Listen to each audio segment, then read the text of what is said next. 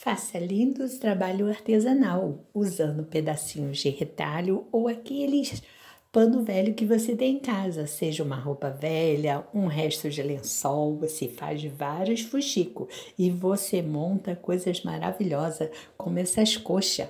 Agora tá no tempo frio, você tem aquele tempinho mais temperado para você fazer as coisas. Pois então, agora comece a fazer seus fuxicos e montar aquelas coxas maravilhosas. Tenha mil ideias e espero que vocês se inspirem nessas que eu coloco aí. Bom trabalho para vocês. Serve para vocês usarem em casa ou até mesmo vender e ganhar um bom dinheirinho. Boa sorte, meus amigos!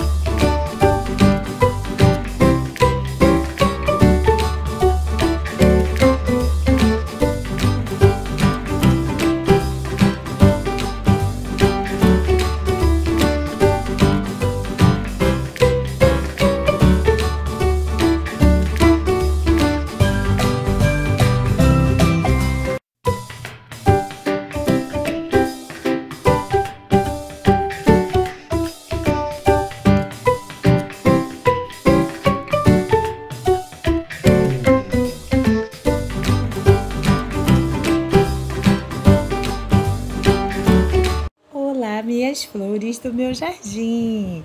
Eu espero que vocês tenham gostado do vídeo, da nossa conversa. E se vocês gostarem, compartilha com quem vocês quiserem. Compartilhe o nosso Jardim da Vida para a avó e para o vô. Desde já eu agradeço e peço que vocês compartilhem com o vizinho de cá, o vizinho de lá, o inimigo da frente e o inimigo de trás. E que vocês sejam muito felizes. Até, minhas flores!